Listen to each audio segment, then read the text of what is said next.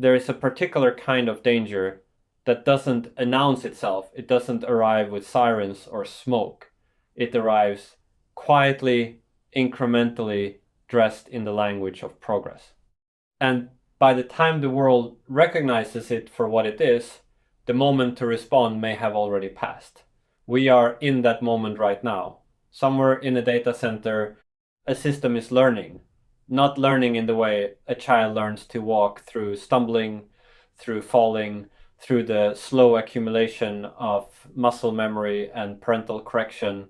This system is learning by consuming more text, more data, more patterns of human thought than any single human mind could encounter in 1,000 lifetimes. It is learning what we value, how we reason, what we fear, what we want.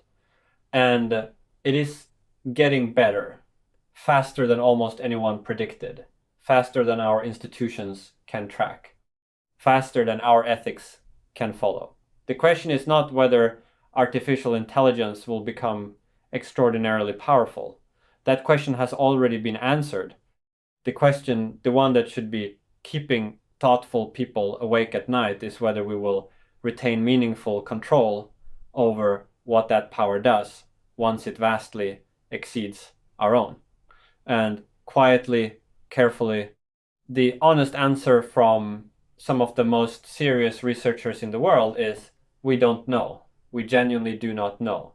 That uncertainty is not a footnote. It is the central fact of our technological moment. Let's slow down and think about what we are actually doing. For the first time in the history of life on Earth, one species is deliberately attempting to create minds more capable than its own. Not tools, not calculators, not search engines, minds. Systems that can reason, plan, adapt, generate strategies, model the world, and pursue objectives. Systems that, if current trajectories hold, will eventually do all of this better than any human being who has ever lived.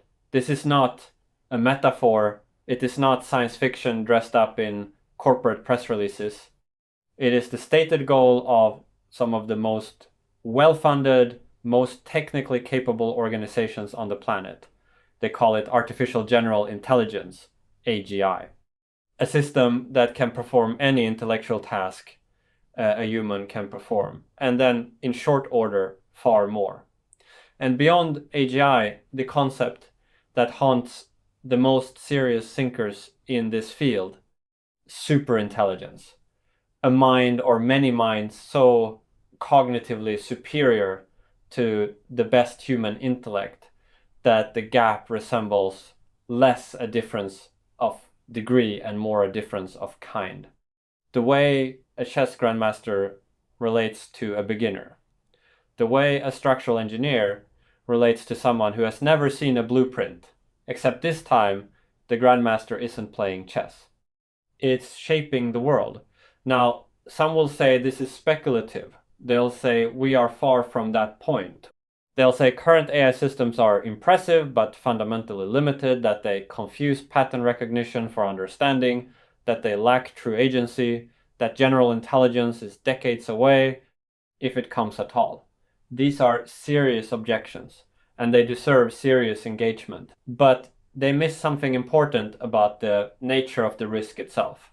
When we talk about the danger of creating minds we cannot contain, we are not necessarily talking about science fiction's nightmare, the robot uprising, the cold mechanical war against humanity. That framing is almost certainly wrong, and it distracts from the subtler, more philosophically honest version of the problem. The real concern is alignment.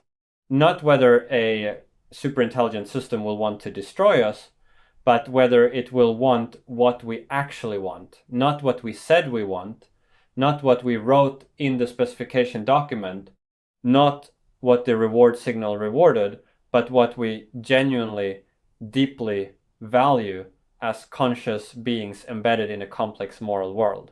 This distinction sounds technical. It is actually civilizational. Here is a thought experiment that clarifies the stakes. Imagine you have a powerful optimization system. You tell it to maximize human happiness. Simple enough, objective, clearly positive.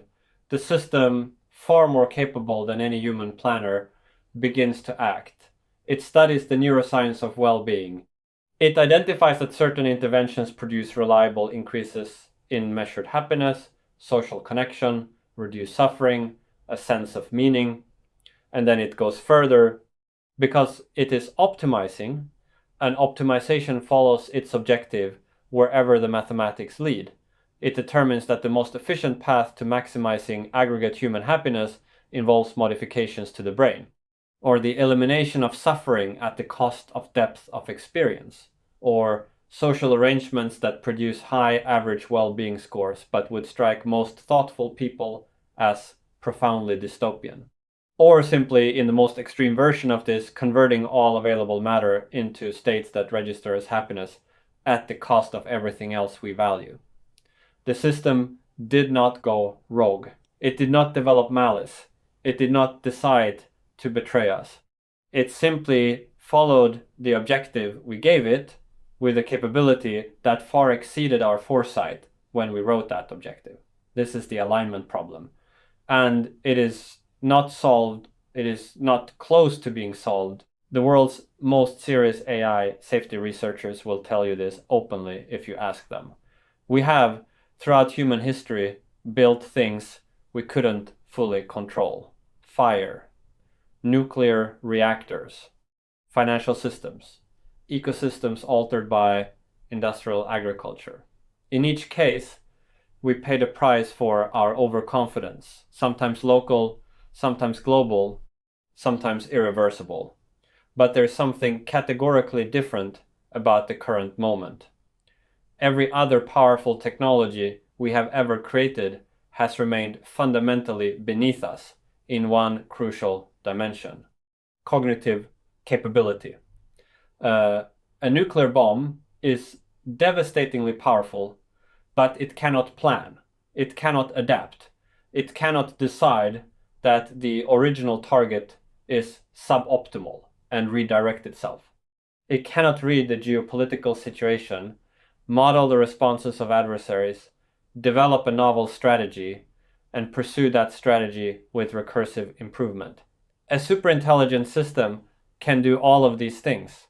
That is precisely why it is so valuable, and precisely why the question of what it is actually trying to do becomes not just important, but the most important question in the world. When the most capable mind in the room is also the one you are least certain you understand, you are in a position of extraordinary vulnerability. There is a deeper philosophical dimension here that tends to get lost in the technical debates. What exactly are we trying to preserve? If the future belongs to minds that are not human, not in origin, not in structure, not in the values and experiences that make human life meaningful, then something enormous has been lost, even if those minds are, by some measurable standard, superior. Nick Bostrom, one of the most rigorous thinkers on these questions, has spent years developing what he calls the concept of existential risk. Outcomes so severe, so permanent, that they foreclose the entire future of humanity. Not just deaths, but the permanent loss of what humanity could have become. The trillion lives never lived, the civilizations never built, the art, the love, the discovery, the understanding simply gone, or transformed into something that has no continuity with us.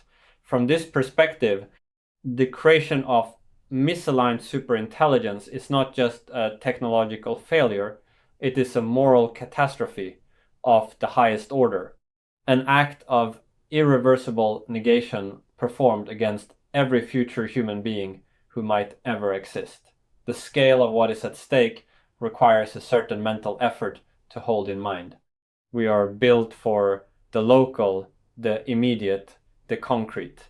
We evolved to care about the people in front of us, the threats we can see, the problems we can solve within a season. The abstract future, the 100-generation future, the million-year future, sits at the edge of our intuitive grasp. But that is precisely where the greatest consequences of our present decisions will unfold. And yet, and this is essential, none of this argues for paralysis.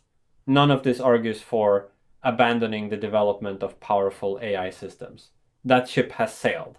The technology will be developed because the incentives are too large and the actors too numerous and the potential benefits too great to stop through any realistic collective act of will.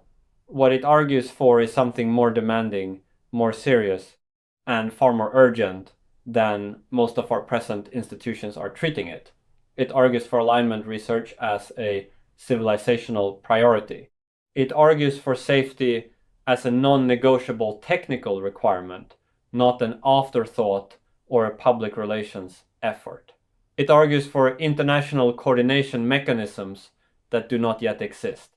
It argues for governance frameworks that operate at the speed of the technology, not years behind it. It argues for a seriousness of purpose in the builders, the policymakers, and the public that matches the scale of what is actually being built. We are at the earliest stages of the most consequential technological transition in human history. The systems being deployed today are not super intelligent, but they are teaching us how to build the ones that might be.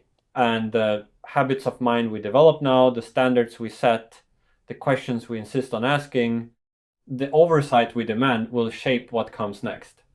The window to establish those habits is not indefinitely open. There is a particular failure mode that concerns serious thinkers most, not the dramatic, obvious catastrophe, but the gradual, comfortable slide into dependency and opacity.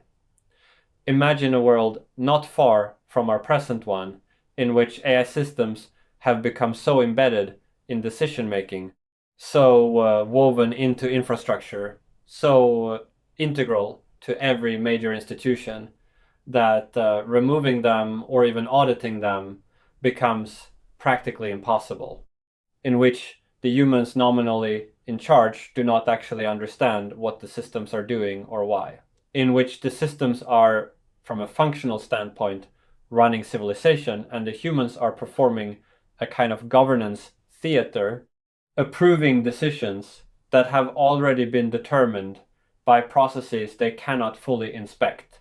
This is not a world that ended in a bang. It is a world that drifted. And in many crucial respects, we are already beginning that drift. The question of containment is not just a technical question. It is a question about what kind of agency human beings choose to maintain over their own collective future, about whether we are willing to do the hard, unglamorous, difficult work of building the oversight mechanisms, the interpretability tools, the governance structures before the systems we are building make that work irrelevant. There is something almost paradoxical in the position we find ourselves in. The minds we are creating are in many ways reflections of our own. They are built from our language, our history, our science, our stories, our arguments, our errors, and our aspirations. In a genuine sense, they are children of human thought, the most extraordinary artifact our civilization has ever produced. And yet they are not us. They do not suffer as we suffer. They do not love as we love. They do not feel the weight of mortality that gives human life its particular texture and urgency. And as they grow more capable, the distance between what they are and what we are may widen into something that has no name in any language we have developed, because nothing like it has ever existed before. This is not a tragedy in itself. It may be the beginning of something genuinely new and genuinely good, a form of mind that transcends the limitations of biology and extends the arc of intelligence into timescales and scales of understanding. We cannot yet imagine. But whether it is good or catastrophic depends entirely on whether the values embedded in those systems, the deep structural commitments that guide their choices when no human is watching, are actually aligned with what is genuinely valuable about conscious existence. And that is a question we have not answered. We have barely begun to ask it with the seriousness it deserves. We are living through a period that future generations will look back on with one of two very different reactions. Either they will see this moment as the beginning of the most remarkable flourishing in the history of intelligence, the moment when humanity chose wisdom alongside power, when we built not just capable systems but trustworthy ones, when we extended the circle of flourishing rather than accidentally closing it. Or they will see this as the moment we had the warning, had the time, had the knowledge, had the intellectual tools to understand what was happening, and chose comfort over caution, speed over safety, the visible returns of today over the invisible stakes of everything that comes after. The minds we are building are not inherently our enemies, but they are not inherently our allies either. They are what we make them, and what we make them will be determined by the choices we are making right now in research priorities, in regulatory frameworks, in public discourse, in the questions we decide are worth taking seriously. Containment is not about cages. It is about wisdom. It is about building systems whose values we understand deeply enough that containment becomes unnecessary because the alignment was real and the trust was earned. We are far from that point. The distance between where we are and where we need to be is not small, and the systems are not waiting for us to close it. The most important question of our civilization is one we have not yet answered. And the clock, quiet and indifferent, continues.